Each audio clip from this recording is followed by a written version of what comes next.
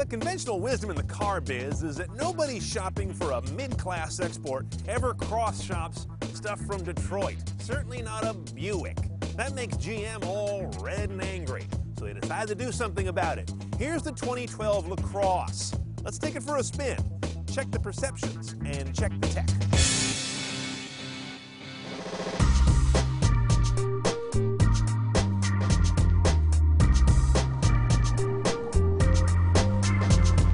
Before I take you inside, first a note about the looks. Trust me when I tell you this car doesn't photograph or shoot well. I've never seen a good picture or video clip of it.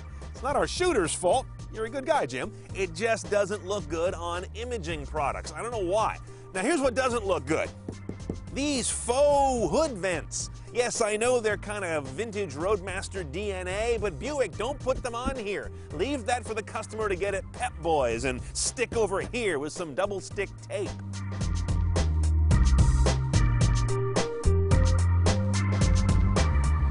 Now, I gotta give it to Buick right off the bat. This interior is not to my liking, it's not my taste, kind of gaudy in a modern Las Vegas hotel way, but it's really well done. If this is your goal, they've nailed the goal. That's one of the great integrations in terms of look and color and style of instrument panel to LCD head unit. Right away, your eye's drawn to this beautiful 8-inch touch LCD. One issue is, because you've got the layback dash, which really opens this room up, you do have a long reach to the screen. If I'm here in my seat, and by the way, I'm pushed way up for shooting purposes, I can't reach that, and I've got kind of long arms. And if I have my seat where I really drive, forget it. Navigation looks great on this guy. It's in there in the class with Toyota and BMW and some others. But here's where things start to get annoying. You can get navigation, or you can get their IntelliLink, telematics and app-based connected head unit. You can't get both. That's a bad decision to have to make. IntelliLink is basically GM's sync killer, with advanced natural language voice control for calls and media, and app-based support for Pandora streaming radio and Stitcher audio podcasts, with hopefully more apps to follow soon. Now, you may find conflicting data out there about Bluetooth hands-free on this car. It is indeed standard, though the Buick website may indicate otherwise. Now, like so many cars, you've got a lockout going on here. As when the car's moving, a lot of things like address entry for navigation go gray for safety. So then you would drop back to your voice command. Ready? Turn-by-turn directions. All right, now say plan route, directory, or store. Plan route. I'm sorry, to use the plan route command, you need to have stored destinations. To get a route now, please push the blue OnStar button. And all I can get to via voice are these dopey turn-by-turn directions from the OnStar Operations Center. I don't want that. I want to talk to my in-car nav system and get this done. Now, it turns out there's an Easter egg for voice command of the GPS system in the car. You hold and press the source button on the steering wheel for a couple seconds. Odd. They've got something called the Confidence Package. That'll give you that head-up display, which is actually one of the better ones I've seen, and nicely color-keyed to the rest of the stuff on the dash. Very nice. And you also get a blind spot indicator system for that, but it won't keep you out of trouble if you're drifting into someone's path. Now, intelligently, they have not a light foot gauge, but a momentum gauge. What I mean by that is the eco gauge, as so many cars have these days. This one shows when you're either accelerating too hard or if you're braking too hard. Both are bad for cars when you're trying to get the maximum efficiency out of the energy. That's a very smart way to show it.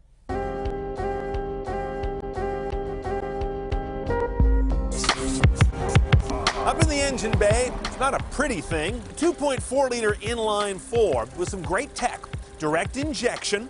It's a very modest capacity for a car of this size, but it's got what they call a belt alternator starter hybrid system, a mild hybrid. You get electric motor boost by that belt pulling on the crank pulley.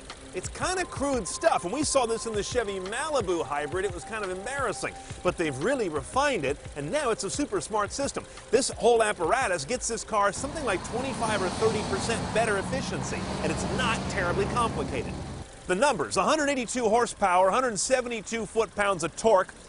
We've got 9.2 or so as the 0 to 60, perfectly adequate. And 2536 mpg. But I want you to experience how this car performs on the road in terms of cohesion. It's very interesting. Come on. Now, as you know, I particularly like cars that do what they set out to do, whatever that may be. And I think the LaCrosse does that. First of all, this little putt-putt motor is very small, but doesn't come off as puny. You can tell it's a 4 that's doing its damnedest through technology to move this car well, but it does move this car well. This may also be one of the best matings of engine, transmission, and electronic control unit that I've driven in a year or two. The shift points, the torque load from the engine applied to that transmission when it's shifting are really nice. Now, on the downside, this is not a responsive car in terms of having sporting power. You get the V6 for that. And the handling is a little wallowy. It's an understeering proposition, to be sure. But most consumers don't know what understeering is, let alone why it should bother them. Oh, one other small thing. There is no visibility in this car. This is the biggest A-pillar I think I've ever seen. You can lose another car there easily, let alone a kid on a bike. That's a serious problem. And the same thing in the back. That rear package shelf rises up to meet these chunky C-pillars, and you may as well just cross your fingers and listen for the crunch. All right, how do we do a LaCrosse, CNET style? Start off base about 31 grand delivered. Then you've got this Sophie's Choice, IntelliLink, their apps platform, or navigation. To me, it's pretty easy. Since the navigation's been crippled by the legal team, goodbye. I'm going to option this guy with a package that will include IntelliLink, and I'm going to clip my Android phone on the windshield to get navigation. Beyond that, the Confidence package is intriguing. It's about $1,400, but it gives you a really good quality head-up display and the blind spot technology if you're into that.